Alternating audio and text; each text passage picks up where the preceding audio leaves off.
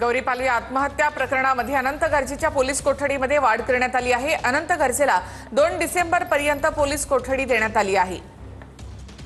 पत्नी गौरीला आत्महत्येस प्रवृत्त केल्याचा अनंत गर्जेवर आरोप आहे।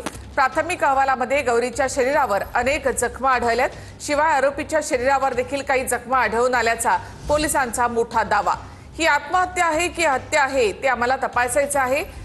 सीसीटीव्ही तसंच मोबाईल डेटा सुद्धा तपासायचा आहे असं सरकारी वकिलांनी कोर्टात सांगितलं। त्यासाठी पुन्हा आरोपीची पोलीस कोठडी मिळावी अशी पोलिसांची मागणी। मेडिकलचा अहवाल त्यांच्याकडे जो फायनल अहवाल नाही असा एक प्राथमिक अहवाल आहे, त्या संदर्भात देखील त्यांना चौकशी करायची आहे।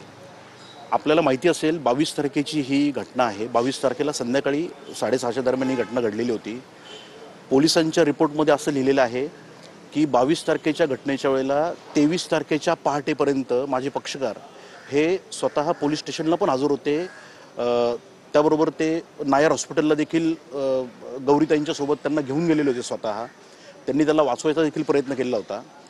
त्यानंतर 23 तारखेला पहाटे काही गौरीताईंचे नातेवाईक वगैरे तिथे आले आणि त्यानंतर 24 तारखेला रात्री 12:30 वाजता माझ्या पक्षकारांनी पोलिसांसमोरून आम्ही आत्मसमर्पण केलेलं आहे। गुन्हा दाखल झाल्यानंतर हा गुन्हा आत्महत्येस प्रवृत्त आणि 498चा गुन्हा दाखल आहे।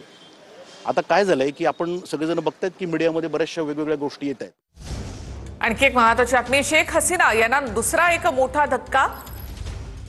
फाशीच्या शिक्षेनंतर आता 21 वर्षांच्या तुरुंगवासाची शिक्षा देखील त्यांना सुनावण्यात आली आहे। कथित 3 भ्रष्टाचाराच्या प्रकरणामध्ये तुरुंगवासाची शिक्षा त्यांना सुनावण्यात आली आहे। शेख हसीना यांना हा एक दुसरा मोठा धक्का।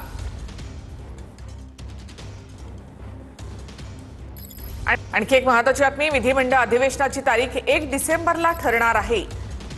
1 डिसेंबरला विधिमंडळ कामकाज सल्लागार समितीची बैठक होणार आहे आणि त्यानंतर विधिमंडळामध्ये दुपारी 2:30 वाजता या बैठकीचं आयोजन करण्यात आलेलं आहे। विधिमंडळ अधिवेशनाची तारीख 1 डिसेंबरला ठरेल।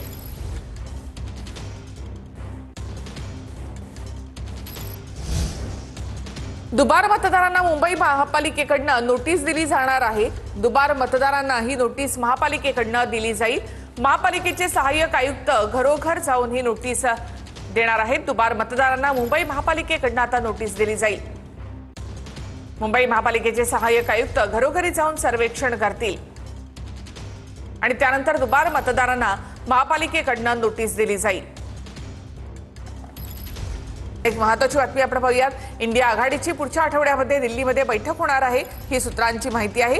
खासदार संजय राऊत देखील दिल्लीमध्ये आल्यानंतर बैठक घेण्यावर आघाडीच्या नेत्यांचा भर आहे।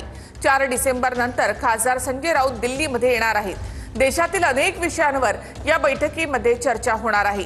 एसआयआरचा मुद्दा, आगामी काळातील निवडणुका यावर यामध्ये चर्चा होणार आहे।